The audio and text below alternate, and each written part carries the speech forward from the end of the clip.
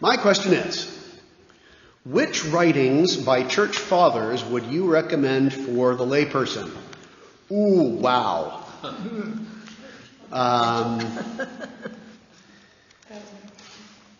Okay, so which writings of the church fathers? Well, that are readable, that are like, right? So, like, because you say like, oh, the church fathers is such a broad. So here's the thing: the church fathers are not really difficult to read most of the time. It really depends on the translation. Right, sure. Because they're all writing in Greek or Latin. I'm trying to think. Greek or Latin. Sure. Pretty much. So it really depends on the translator, how readable they are, usually. There's a great series of commentary on the Bible from the fathers, like patristic commentary. And it was, I forget the exact name. I have it on my shelf next to my desk because I use it, like my desk at home, because I use it in preparing sermons sometimes. But it's, many, many volumes. And they, do you know who Thomas Odom is? I've heard that name. He's a Methodist pastor and theologian and Bible teacher who got onto this at some point. So he's a Methodist, but he kind of got a hold of the idea of patristics. Okay. And so he was really fascinated by this, and so he had a whole team of grad students, right, work with him on compiling short passages that is exactly what I was from all the church fathers, referencing certain passages. And so it goes by the Bible, right? It's like a commentary. Mm-hmm. So you look up the passage you're looking for, and then you get sort of random passages from various church fathers depending on what they wrote and what they wrote about. Right. So some books certain fathers write a lot about, right? They wrote whole sermon series on them, and so you get them a lot. And then in other volumes, you don't get those guys because they didn't write on those passages. Okay. I will also say that sometimes that is a little frustrating because the church fathers are often using the passages in whenever theological debate they're having at the moment. So in one sense, it's really not like a commentary, right? It's often not the church fathers trying to explain what this passage means. It's often them using it, and well, that's what happened. That's what I feel like the letters are in the New Testament anyway, or like Paul saying, yes. and in regards to this thing that you are doing, exactly, okay, exactly. But they do sometimes get in the weeds. I mean, sometimes when I read it as a biblical scholar, I can look at it and go, that's really not what this passage is about. Your point stands, but the reason I'm really not interested in what the argument with the Donatists right now, right? For example. So. Well, the reason I asked is because I'd like to have a better understanding of post 70 church. Post 70 AD? Yeah. Yep. Up until I guess the adoption by the empire. Right. That time period is very interesting to me, but I also don't have the time or energy to wade through a bunch of super scholarly, academic stuff. So that's why I was asking. Right. And so, I mean, the best ofs, things like that. The best ofs is good. It's good for that. There's also, I think we have some volumes of this in here. There's also a whole series of collections of whole works by the fathers. Right. I think we have it in here. It's how do you choose what to read out of? Right. So these are the ones that just come to the top of my mind, the authors that I would say, these guys are readable and clearly applicable, right? Okay. You don't have to get into the weeds of their theological arguments to go, oh, this is what he's talking about. And what series is that? I forget what that's called. The writings of there's like two series, the pre-Nicene, ante-Nicene, and the post-Nicene fathers, whether they come before or after the Council of Nicaea, right? But just to list the ones that I would recommend off the top of my head. Okay. Let me see. John Chrysostom. We got plenty of those in my house. John Chrysostom is very readable. His sermons are great. Okay. That's C-R. Chrysostom. So Chrysostom. Chrystom. Like a chrysanthemum, right. Chrysostom. Isn't it CHRYSO? Yes, sorry. I think so. You're right. So it's Chrysostom. So it's not Christ in there. It's Chrysostom. It means golden mouth. So it's O-S-O-M. Or Yeah, CHRYSOSTOM. We say Chrysostom just to Chrysostom, just yes. to make it simpler. Yeah, the English usually pronounce it Chrysostom. Is that the same as Saint Chrysostom, or Yeah, it would be. Okay. It would be. Yeah. He's the only one I know of who is called Chrysostom or Chrysostom. And he was actually the Patriarch of Constantinople in the 4th century, 5th century. Can't remember. 407 AD, 29. 407 AD. So I was right. The 5th and the 4th and the 5th. And he was, he was one of those guys who actually preached the gospel whether people liked it or not, and was, thrown out by the emperor a couple of times and stuff like that. So he's good, and I think he's very readable. He's one of the ones that when I look through that commentary thing, I go, "Ooh, he said something good." Okay. Right? Let me see. And I'm trying to. Sometimes I lose the names, and I have to kind of associate back to them. What about St. John Cassian?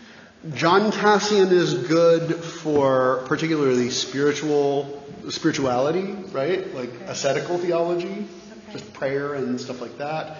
He was one of the early kind of monastic ideal people. The sayings of the Desert Fathers, if you want something a little more, how shall I say this? Sometimes a little more cryptic, maybe even a little Zen-ish, right? Go to the Desert Fathers. They're the ones who will say things like,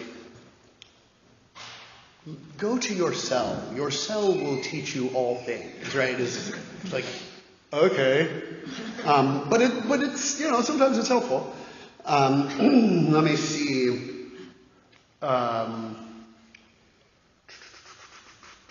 Who was I reading the other day? The letters of...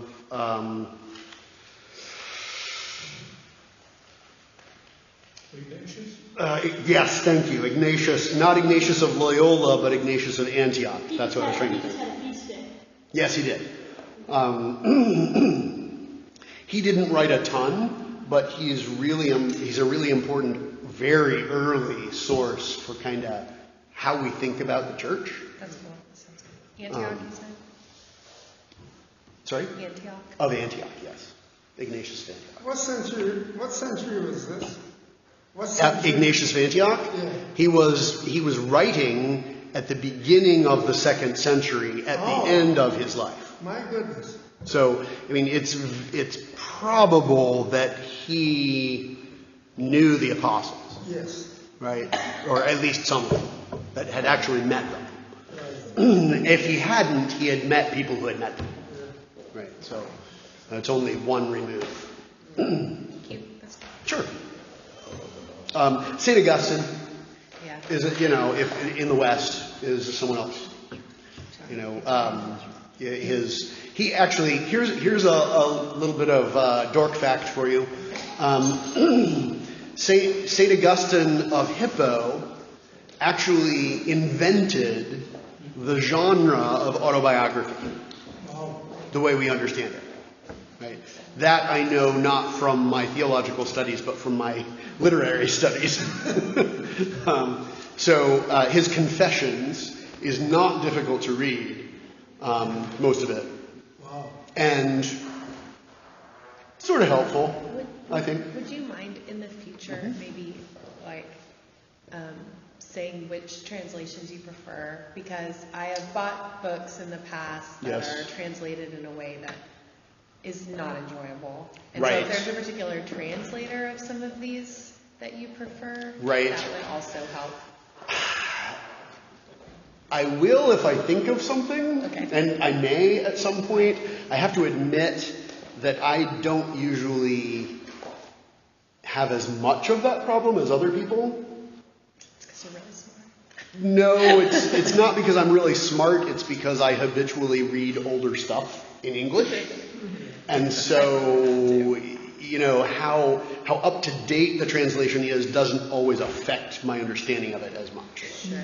Well, it's not really about the date for me as it is about the beauty of, is it... Yes, the beauty of the something language. can be old and nice to read.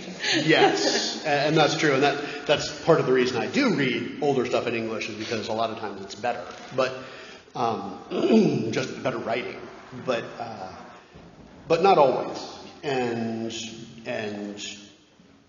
old or new, neither guarantees that it's a good deal, right? But I'm often not just sitting down and reading through long passages when I read them either. I'm usually looking more technically for whatever I'm looking for. So again, in that sense, I don't always notice as much whether this is nice to read or because I'm just trying to get it in there. So, but if I do have those ideas, and if you'll help to remind me as we go along, I will try and give you that. Okay. So. Thanks for answering my question. Sure, absolutely.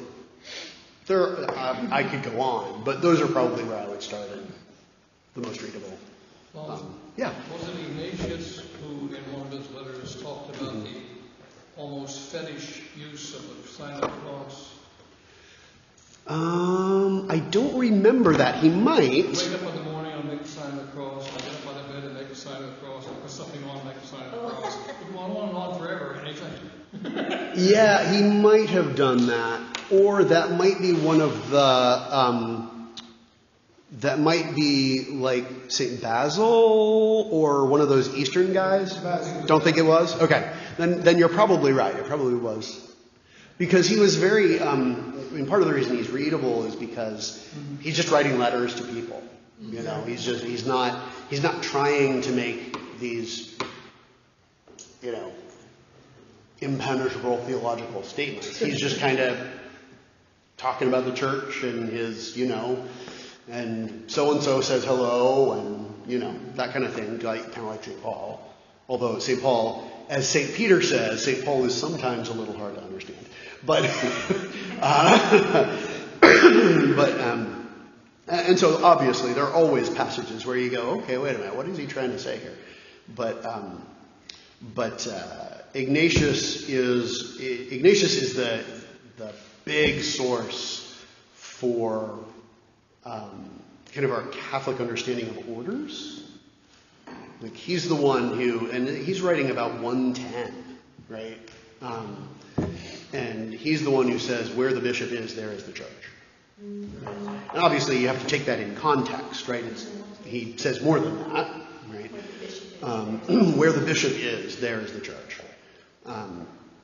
But it's very clear that early on, the episcopal office is set apart somehow from the presbyteral office and the diaconal office, right? So bishop, priest, and deacon, just bishop, presbyter, and deacon, excuse me, it's very clear that they're thinking of them in as three separate orders, even that early. Now we can talk more, obviously, about how exactly they were thinking they were separate, but that's all very helpful, I find, in thinking about I want to say that, the early church.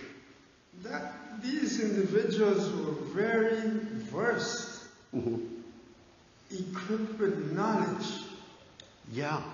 in depth in knowledge that we can relate to them today. Well, okay, so yes, we're usually talking about really smart and educated people Yeah. in the classical sense, right? They've learned their classics. They know Greek and Latin usually. Sometimes they are better at one or the other, right? But they're Very smart. they're very usually very learned. Not all of them are. Some of them you're like, well, look at you, just throwing it out there. That's awesome. But usually, in contrast to the apostles, who are just telling you what they see, what they saw, right? And their Greek is not always great. It's not necessarily true that they didn't speak Greek. Exactly. But they probably would have spoken Greek, like at least for the marketplace. But it was Probably a secondary language. It was not their first Probably language, right, yeah. Exactly. And so Paul writes pretty good Greek, and some of them do, some of them don't. So. Paul's probably more learned than Well, he is, right? I mean, he is not only studying to be a rabbi under one of the greatest rabbis then alive, right, in Jerusalem. He's also of the diaspora, so he grew up educated not only in Hebrew but Greek. Greek is a lingua franca. It was. Greek was to people back then what English is in the world today. That's right. So if you hear, say, one of the African bishops preach in English, he's used to preaching in English. He speaks English just fine, right? Because I once met an African bishop who had to explain to me that he and his wife spoke English to each other because they were from different tribes, right? They didn't have the same first language, but everyone in their country pretty much spoke English. At least if you were educated at all, right? You speak English because they were an English colony at one point, and so that was kind of the language they spoke. And so he and his wife actually talked to each other in English. So that's the kind of language that Greek was at the time of the apostles, right? Is that everyone would have had a little bit of Greek, right? A few words, even if you didn't speak it at all, you would have known a few words because it's all over the place, right? And anyone who had any desire to do business with anyone, right, probably learned a bit of Greek. But if you listen to the African bishop speaking English, you will get the sense of how the apostles probably spoke Greek, right? It's good. It's not dumb, right? I mean, there's some of them.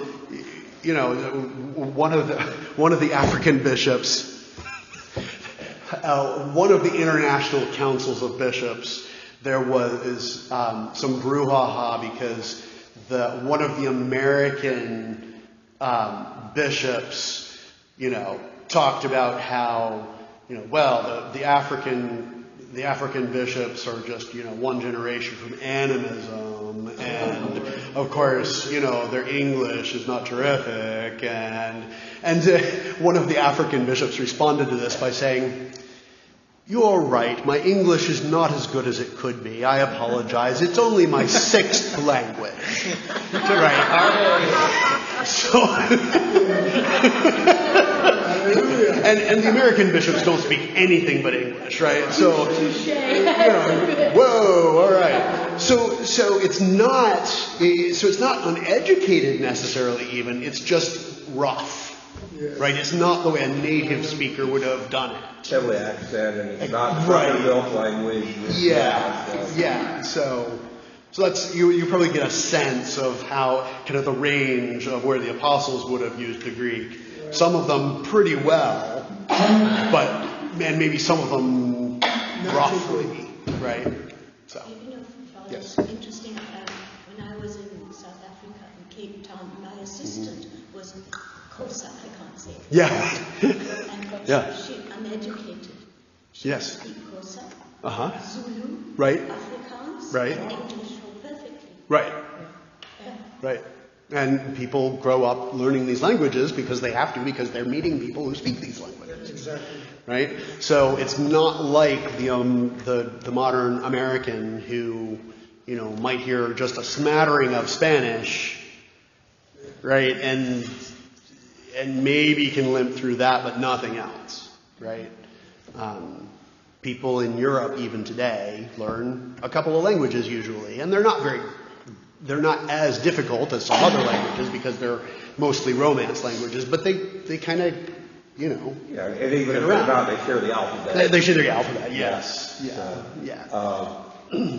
Kind of on this subject, so where does St. John, where does he rank on his Greek? He's got a very particular style. He does have a very particular style. So I am not an expert in this because I am not a native speaker of Greek either, right? And I'm not good enough at Greek to start getting that sense. Right. So I have to go by what other people say on this. And if I remember correctly, St. John is probably somewhere in the middle of that range. Yeah, I always like the people who... He does not use it like a native speaker would use it exactly. I've heard people try to make the argument that the epistles of St. John are not by the same guy who wrote the gospel. I'm like, well, he's doing a really fair imitation of the style. Of the style, right, exactly. Yeah, I mean, there's all kinds of scholarship around that stuff, and my New Testament professor, Rod Whitaker, wrote a commentary on the Gospel of John, and his contention was that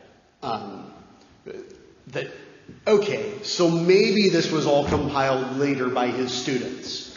Big deal. It's still the thoughts of John the Apostle, right? John the son of Zebedee, right? Why are we arguing over this? I mean, this may be an interesting question academically, but how much difference does it actually make, right? So anyway. Peter. Yeah.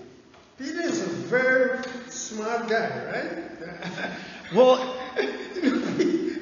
I don't want to say no, but I'm not sure I want to say yes either. Peter's Peter, right? Peter is interesting guy. I mean, he has spiritual intuition, right? That is clearly, I mean, Jesus says this is directly from the Father, right? Yes. You couldn't have known that, Peter. So, it's very verse. So bless you, right? Yes. And at the same time, he does some really dumb stuff, right? And says some really dumb stuff. So, I mean, I think you can take the relationship between St. Peter and St. Paul, right? And kind of find where they sit. Yes. Like I said, Peter says in one of his letters, basically, I can't quote it exactly, but basically he says, I know Paul can be hard to understand sometimes, but you should listen to him, right? And so Paul is clearly kind of more academic, if you will. Pedantic, perhaps. Yes. Peter is less so, and he's more about bearing witness to what he's seen, right? And he's got these wonderful insights about what that means, that he knew Jesus personally and followed him around and hung out with him. He was a really close friend, right? And so he's got this stuff that you go, ooh, yeah. But it's a little different than, say, the sort of more academic stuff of St. Paul. And, they fought, right, over some things. Peter was much less interested, let's say, about the fine intellectual points of what was going on, right? So Peter is the one who gets the original vision that, hey, I see now that God shows no partiality, right? Everyone, everywhere that fears him, he honors. But then later on, Paul says, when Cephas came to Antioch, I opposed him to his face because he stood condemned, right? Because he had gone along with the Judaizers in not eating with the Gentiles, right? And of course, we can put the best gloss we can on that for Peter, right? He was trying to. He wasn't a politician, right? And he was trying to deal with this political sort of situation, right? He was trying not to offend people, right? So fine, right? It's almost like when he denied Christ. It's kind of the same thing. He's kind of trying That to get too. along. He's trying to just get through this situation, and he's not as interested in the fine points of. One of only two that are even there to. Exactly. They're even there to ask the question, right? That's the thing. We say Peter does stupid stuff and says stupid stuff, but most of it's because he's been put in that position. Right, he's the only one whose heart has driven him. Yes. So, Peter sinks under the waves because he's the only one who actually jumps out of the boat. Gets out of the boat, right? Exactly. And so what we can say is not so much he was smart or was not smart, as that he had more of an orientation to the doing than to the thinking. There we go. Right? And that's a good thing too, right? We need both of those. We need people who are going to say, wait a minute, you shouldn't do that because what you're saying by that is this, like St. Paul. Yes. And we also need people like St. Peter who say, get out of the boat! Right? This is what he told us, so do it! That's what you call multitasking. Yeah, so the question of intelligence is really not the one we're trying to answer there. Well, St. Paul's whole background was Jewish as well as being a Roman citizen. Yes. Right. Yeah. And that Roman citizenship had a lot to do with his academic. Well, so he was a Jew who was a Roman citizen from early in life, right? Yes. Which means he came from a well-to-do family, high up socially, and would have been educated at all the best schools, and that kind of thing, right? So He was a fisherman. And Peter was a fisherman, right? And Peter was a middle-class businessman, right? It's like he went and caught fish and he sold them. So, he didn't need to speak perfect Greek and didn't need to read Plato, right? Paul probably had at least a little. Right? He later, in Athens, he quotes some obscure Greek poets, right? Yes. So, he'd had an education like that, a classical one. You were going to ask a question. Or respond somehow. Well, I was just wondering how much of Greek philosophy seeps into the teaching of Paul in comparison to Peter, either in the letters or elsewhere, if it's a visible delineation. Well, Paul definitely does use what he's got there, particularly when he's speaking to the Greeks, right? He can speak to the Greeks more easily because he's got the good Greek and he's got the education, and so he understands the Greek mind better, probably. I was thinking, how in the please forgive my timeline, but no, go ahead. late Middle Ages, like a lot of Christian writers started bringing in a lot of they were like, oh, well, surely Plato, he's not in hell or whatever, right? Like he's hanging out here, right? Like some of the theology was shaped by their admiration. Yeah, and so that's actually from early on. That was my question. That's your question, yeah. So if that is like a long tradition. That's a very long tradition. Hellenistic philosophy being like loving a part of, yes. So like in the 2nd century, I think, he might be 3rd, but I think he's 2nd. There's one of the church fathers, and the name is escaping me right now, of course, because I need it.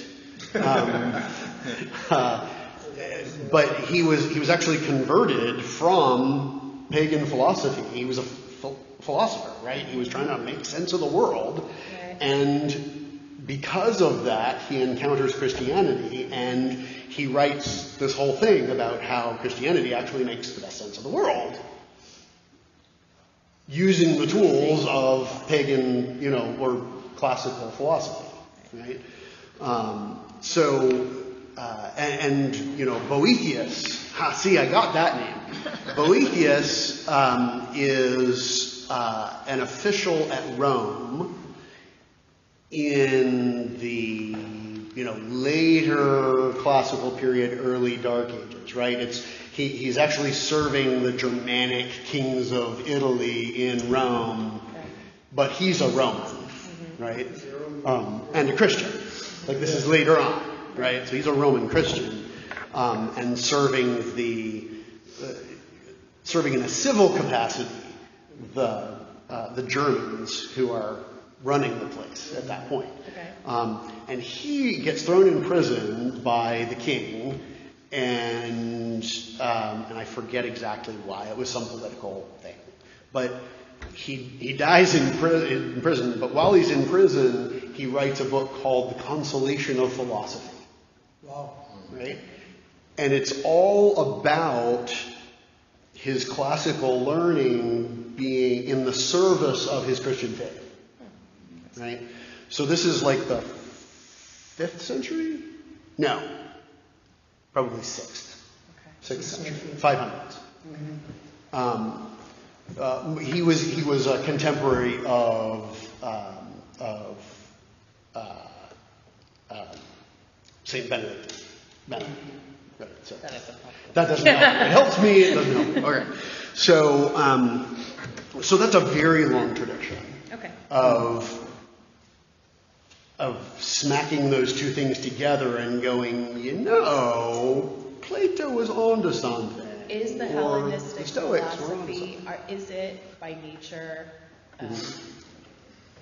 atheistic, not in like there is no God, or like is it a secular philosophy that can be applied like? Ish. Okay. A lot of the Gnostic heresies come from intermingling That's right. Greek philosophy with. That's right. I mean, there's also that rearguard action that they fight all the way through, going, oh no, that's really just the pagan philosophy, right? That's not Christianity. Well, when you say pagan, yes. By that, do you mean like worshiping a different god, or do you just mean like not Christianized? I mean not Christian, right? Plato and Aristotle were pagans, like in just an objective way, right? But they were not simplistic pagans. Right. They thought deeply about reality, and Christian theologians, pretty much from the very beginning, were willing to use some of their thought. And which of those thoughts were more in fashion at which time is a whole other conversation. So that it wasn't just like a late Middle Ages Renaissance Christian idea of going back and being like, oh, these guys were cool. It wasn't. Bring them into. No, I mean that's what the Renaissance dudes wanted to think. Like, oh, we got back to the classical stuff, right? And in some ways they did, but I mean, the whole big deal about St. Aquinas, St. Thomas Aquinas, in the 13th century, right? The high Middle Ages. The whole big deal about him is that they had just rediscovered Aristotle. And he was using Aristotelian ideas, right, to kind of move Christian theology forward, right? Before him, they were mostly Platonists. Right. And at his time, there was this like rebirth of scholarship in Aristotle, who disagreed with his teacher Plato on some things, right? And so that's why Thomas Aquinas is such a big deal, is because he was sort of the best example of that. Yes. Right? So it's really all the way through that's going on. I'm going to deviate a little bit. The missionary journey. Yes. The missionary journey of whom? Paul? Yeah, Paul. Okay. How was that established? I mean, how did it form? Well, if you read your book of Acts, I really you will find yes. that he was in Antioch because Barnabas, I see that, yeah. right? Barnabas had called for him to come help. Barnabas was with the new Christians in Antioch, right, leading and teaching. Yes. And we know Barnabas from the very beginning of the church in Acts. He's a Levite, right? He's of a priestly family, and believes in Jesus. And early on, when they're talking about holding all things in common, they talk about Barnabas, and he has another name which is escaping me now, but they called him Barnabas, who sold a field and brought the proceeds to the apostles, or something like that. So he is in Antioch with the new Christians in Antioch in Asia Minor, right? And this is a big deal. It's now Christianity is sort of spreading. Yes. And that's where they first called them Christians, right? Is Antioch. And so they're praying in Antioch, and the church in Antioch hears from God that they should send some people out to take this story to more people. And so they discern that Barnabas and Paul are the ones they should send, and anyone else they want to take. And so they lay hands on them and pray for them and send them out. So that was the first missionary journey, and then after that, Paul and Barnabas both kind of get a wild hair and decide that's what they're doing. Yes. And then they butt heads over Mark, right? And so they agree to go separately and divide the mission like into two. Yes, sir. So. Yes, sir. Wow. But that's later on. Go ahead. Well, that's a great example of, in Paul being in prison, how you think, is God really working? Bad things are happening, we're splitting, Right. we're growing. Right. And Paul's in prison, but we have all these letters, which we wouldn't have had if he was just out there preaching. That's right. Yeah. I mean, in everything, God is working somehow. Yes, sir. Right? Yes, sir. There's a difference between talking about what God wills in the sense of bringing it about and what God allows in the sense of, obviously he wills what he allows by allowing it, right? But you can talk about the difference, right? But in everything, somehow God is working for the good of those who love him, right? Yes, sir. Actually, he's working for the good of everyone, and the first good that everyone needs is to love him. So,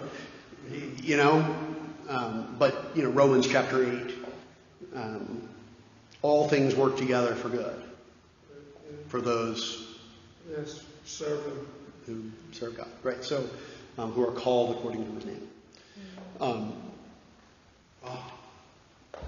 So yeah, I mean, and a lot of it depends on how we take this, right?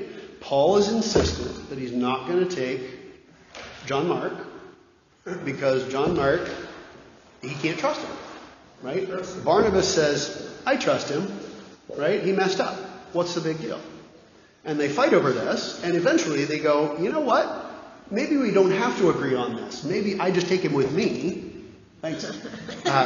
Maybe I just take him with me, and then you don't have to. And we'll just go different directions, and that's fine. Right? So, and John Mark ends up writing one of our Gospels, probably. Yes, sir. Right? So, and we don't have any writings from Barnabas. But he was obviously, a mover and shaker. He was obviously one of the big movers in the early church and the early the early missionary movement of the early church. And that's fine too. He did what he did. Right? What God called him to do. Paul did what God called him to do. John Mark did what God called him to do. And none of them did it perfectly. We have to agree all of these individuals, scripture-wise. Yeah. They had an intuition of doing good and teaching good. Yes. Values, all the attributes of life. Yeah. That we digest today. We digest all this stuff today. Right. I mean, do you mean we don't have that anymore? Is that what you're saying? No, or just that they have given it to us so that we can kind of get. Yeah. So they do. I mean, they're always talking about the virtues that they want for Christians. Yes, sir. I think there's one thing that we sometimes miss, though. I was thinking about this just this morning, actually. That we often think of our faith in terms of morality, in terms of ethics. And obviously we can talk about what's right and wrong, right? That's a big part of what God reveals to us in the law and through Jesus. But the apostles aren't so much interested in us being good as they are interested in us being faithful to Christ. Lord of mercy. And if we are faithful to Christ, I think they would say inevitably we will be good, or at least better, Yes, right? sir. But it is Christ who makes us that way. And so it's in Christ that you need to be so that you change, and part of that change will be to be more righteous. Yes, sir. And display the fruit of the Spirit, right, that Paul lists in Galatians. But I think when we focus on being good, we lose both. We end up not being good because we leave Jesus out of it. True. You see what I mean? That's true. So I think we have to be careful about that. I mean, I've been here over 14 years. Y'all know that I have a very, very clear idea of Christian ethics, right? So that's not what I'm saying. I'm just saying that we're not going to hit that ourselves. It's good to know what's right and wrong. It's good to be clear, right, about what's right and wrong, where we can be clear. And we can learn that from the Bible too. But the other thing that we mostly learn from the New Testament is, hey guys, Jesus has taken care of this, right? If you are really worried about morality in totality, then all of us would be on our knees all the time going, oh no, Lord God, please, right? So those of us who focus on morality in the sense of getting everyone else to act like we would like them to, right, are not doing Christian ethics in the first place, Sure. right? Very true. They're doing, Other things. civic engagement or something, Yes, other right? things. So yeah, you've got to focus on Christ. If you don't focus on Christ, you will lose everything else. Got a problem. If you do focus on Christ, then it's seek first the kingdom of God, Yes. and then all of these things will be added to you, right? And that's not just material stuff; it's the other stuff as well. Like, oh, maybe I could act better than I do. Wouldn't that be cool, right? But you guys, you have, You you gotta go. yeah, gotta We go. have Satan. Satan is the Satan. He's still around. He's still making a nuisance of himself. I wanted to share with you. Thank you, Father. You're welcome.